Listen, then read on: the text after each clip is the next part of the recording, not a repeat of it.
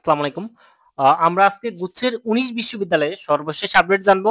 আমরা জানি গুচ্ছের ১৯ বিশ্ববিদ্যালয়ে কিন্তু ভর্তি পরীক্ষার তারিখ আগে প্রকাশ করা হয়েছে। আজকে কিন্তু আমাদের অনলাইনে আবেদন কবে শুরু হবে সেটা কিন্তু প্রকাশিত হয়েছে। তবে পূর্ণাঙ্গ যে ভর্তি বিজ্ঞপ্তি যেটা নির্দেশিকা সেটা কিন্তু এখনো প্রকাশিত হয় নাই।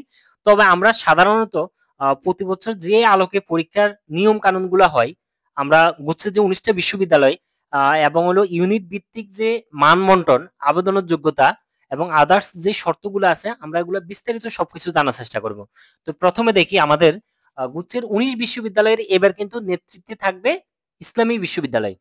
সো আমরা দেখব যে এখন গুচ্ছে গুচ্ছে অন্তর্ভুক্ত হওয়ার আগে ইসলামী বিশ্ববিদ্যালয়ে নিজেদের যে কোশ্চানে প্রশ্নগুলো নিত, আমরা বিশ্ববিদ্যালয়ের ওই ভর্তি পরীক্ষার প্রশ্নগুলো অবশ্যই রিভিশন দেওয়ার চেষ্টা করব। ওগুলা একটু প্র্যাকটিস করে যাব। ওই আলোকে অনেকগুলো প্রশ্নের মোটামুটি কমন থাকার সম্ভাবনা আছে।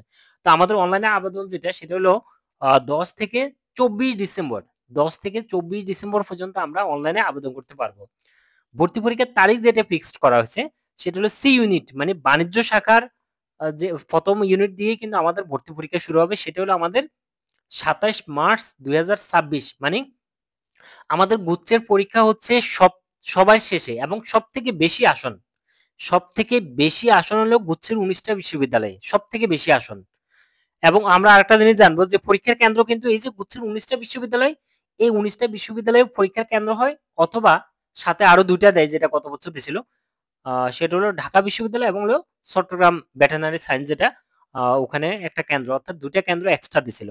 আর এছাড়া যে ১৯ বিশ্ববিদ্যালয় আছে এটাই পরীক্ষার কেন্দ্র। ভর্তি পরীক্ষার তারিখগুলা ২৭ মার্চ ২০২৬ আমাদের সি ইউনিট মানে বাণিজ্য শাখার পরীক্ষা হবে সকাল ১১টা থেকে ১২টা। এরপরে বি ইউনিট মানবিকের পরীক্ষা হবে ৩ এপ্রিল ২০২৬ সকাল ১১টা থেকে ১২টা। এই ইউনিট মানে হলো বিজ্ঞান ইউনিটের পরীক্ষা হবে ১০ এপ্রিল ২০২৬ সকাল ১১টা থেকে ১২টা। এরপরে এই ইউনিটে যারা আবার আর্কিটেকচার আবেদন করবে তাদের ড্রয়িং পরীক্ষা হবে ১ ঘন্টা ড্রয়িং পরীক্ষা হবে ১০ এপ্রিল ২০২৬ বিকেল ৩টা থেকে ৪টা ১ ঘন্টা ড্রয়িং পরীক্ষা হবে। গুচ্ছের কিন্তু আসন সব থেকে বেশি এবং পরীক্ষাও কিন্তু সবার পরে হবে। তার মানে মোটামুটি প্রিপারেশন নেওয়ার জন্য অনেক বেশি সময় পাওয়া যাবে। পরীক্ষা পদ্ধতি যেটা সাধারণত গুচ্ছে ১৯ বিশ্ববিদ্যালয়ের পরীক্ষা যেহেতু এক আবেদনে হয়ে যায়, এক্ষেত্রে গুচ্ছের পরীক্ষা যেটা হয় সেটা হলো এমসিকিউ আকারে পরীক্ষা হয় ১০০ নম্বরে এবং জিপিএ এর উপর কোনো নম্বর থাকে না। তবে এবার যেহেতু এখনো নির্দেশিকা দেয় নাই, আমি আবারও বলতেছি এইগুলো সাধারণত গুচ্ছে এই আলোকে হয় সবকিছু। কিন্তু তারপরেও যেহেতু নির্দেশিকা এখনো দেয় নাই, ৪-৫ দিন পরে আমরা নির্দেশিকা পাচ্ছি বা এর ভিতরেও নির্দেশিকা পেয়ে যাব, তখন কিন্তু আমরা বিস্তারিত সবকিছু আরো জানতে পারবো। হয়তো এগুলোর মধ্যে থেকেও কোনো কিছু পরিবর্তন হতে পারে অথবা এই আলোকে থাকতে পারে। বিশেষ করে এবার যেটা আলোচনা হচ্ছে সেটা হলো জিপিএ শর্ত কমানো। এই ইউনিটের জিপিএটা কিন্তু অনেক বেশি 3.50। এটা যদি 3 পয়েন্ট করে আর টোটাল জিপিএ ৮ না করে যদি আরেকটু কমায় তাহলে কিন্তু সায়েন্সের অনেক স্টুডেন্ট আবেদন করতে পারবে। আর গুচ্ছের মানে আরো যে তথ্যগুলো সেটা পরবর্তীতে আস্তে আস্তে আপডেট জানাবো। তা আমাদের সময় যেটা সেটা হলো এমসিকিউ পরীক্ষার সময় থাকবে ১ ঘন্টা। ওয়েবসাইট www.gstadmission.ac.bd এটা লিখে গুগলে সার্চ দিলে আমরা সরাসরি ওয়েবসাইটে ঢুকতে পারবো অথবা শুধু জিএসটি অ্যাডমিশন লিখলেও কিন্তু আমরা ওয়েবসাইটে যেতে পারবো। তো আমাদের আবেদনের যোগ্যতা যেটা লাগবে সেটা হলো প্রতি বছর যে আলোকে হয় যে ৩টা ইয়ার সাধারণত দেওয়া হয় মাধ্যমিকে ২০২১, ২০২২, ২০২৩ আর উচ্চ মাধ্যমিকের ক্ষেত্রে ২০২৪ অথবা ২০২৫ সালে পরীক্ষার্থীরা আবেদন করতে পারবে। এক্ষেত্রে সাধারণত কোনো সেকেন্ড টাইমারদের জন্য কোনো নম্বর কাটা হয় না।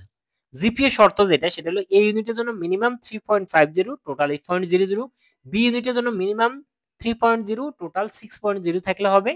আর সি ইউনিট মানে বাণিজ্যের জন্য মিনিমাম 3.0 টোটাল 6.50 থাকলে আবেদন করা যাবে। এবার যদি জিপিএ শর্ত আরো কমানো হয় তাহলে সেক্ষেত্রে আরো অনেকে আবেদন করার সুযোগ পাবে। নেগেটিভ মার্ক সাধারণত প্রতিটা ভুল উত্তরের জন্য 0.25 নম্বর করে কাটা হয়।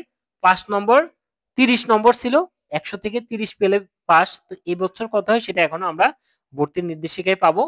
ক্যালকুলেটর বিজ্ঞানের সম্ভবত ব্যবহার করা যাবে, তো সেটা আমরা নির্দেশিকা অবশ্যই জানতে পারবো।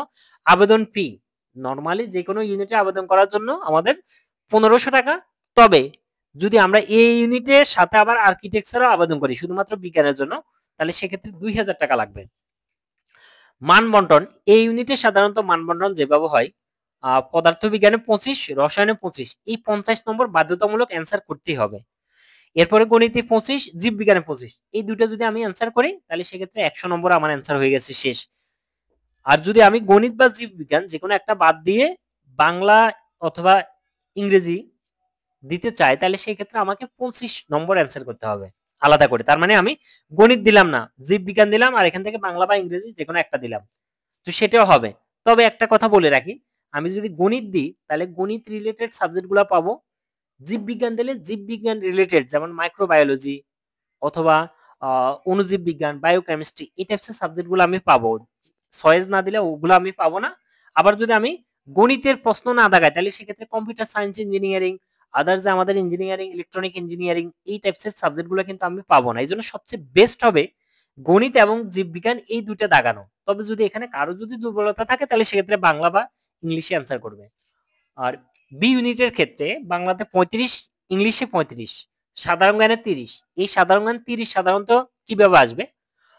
উচ্চ মাধ্যমিকের মানবিকের যে বিষয়গুলো আছে বিষয়ভিত্তিক প্রশ্ন আসবে, আইসিটি থেকে প্রশ্ন আসবে, আর বাংলাদেশ এবং আন্তর্জাতিক বিষয়াবলী থেকে কিন্তু আমাদের সাধারণ জ্ঞানের প্রশ্ন আসবে।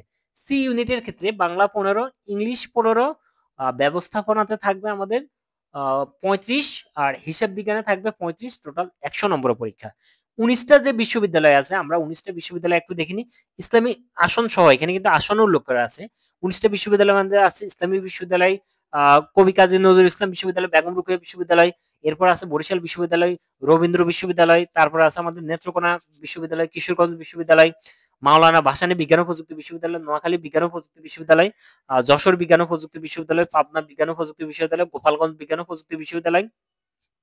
তারপর এখানে আসন আছে যে গোপালগঞ্জ বিজ্ঞান ও প্রযুক্তি বিশ্ববিদ্যালয় আছে 1500টা, রাঙ্গামাটিতে আছে 190টা আসন, জামালপুর বিজ্ঞান ও প্রযুক্তি বিশ্ববিদ্যালয় আছে 250টা আসন, পটুয়াখালী বিজ্ঞান ও প্রযুক্তি বিশ্ববিদ্যালয় আছে 375টা আসন, চাঁদপুরে আছে 824টা আসন, গাজীপুরে আছে 220টা, গাজীপুর ডিজিটাল ইউনিভার্সিটি যেটা 220টা, সুনামগঞ্জ সুনামগঞ্জে আছে কত 160টা, ফিরোজপুরে আছে 160টা। ইসলামী বিশ্ববিদ্যালয় কিন্তু সব থেকে বেশি 2050টা আসন আছে। বেগম রোকেয়াতেও অনেকগুলা 1395, বরিশাল আছে 1570 মোটামুটি, মাওলানা ভাসানীতে আছে 875, নোয়াখালী বিজ্ঞান ও প্রযুক্তি বিশ্ববিদ্যালয়ে কিন্তু অনেক আসন আছে 1504টা। এটা ছিল আমাদের। আর পরীক্ষার কেন্দ্র এই যে 19টা বিশ্ববিদ্যালয়, সাথে আরো দুই একটা দিতে পারে। আর আমাদের প্রস্তাবিত যে দুইটা মেহেরপুর এবং বগুড়া, এই দুটার যদি আপডেট সবকিছু হয় তাহলে এই দুটো আমাদের এবার এন্ট্রি হয়ে যাবে। তাহলে সেক্ষেত্রে আমাদের বিশ্ববিদ্যালয় হবে 21টা, পরীক্ষার কেন্দ্র 21টা থাকবে। এছাড়াও সাধারণত আরো দুইটা কেন্দ্র এক্সট্রা দেয়, সেটা ঢাকা এবং চট্টগ্রাম দেওয়ার সম্ভাবনা আছে। এটা ছিল আমাদের গুচ্ছের 19 বিশ্ববিদ্যালয়ের সর্বশেষ আপডেট। তবে এখানে কোনো কিছু পরিবর্তন হলে এবং সেক্ষেত্রে নির্দেশিকা দিলে আমরা সেটা অবশ্যই আপডেট জানাবো। সবাই ভালো থাকবেন, ধন্যবাদ, আসসালামু আলাইকুম।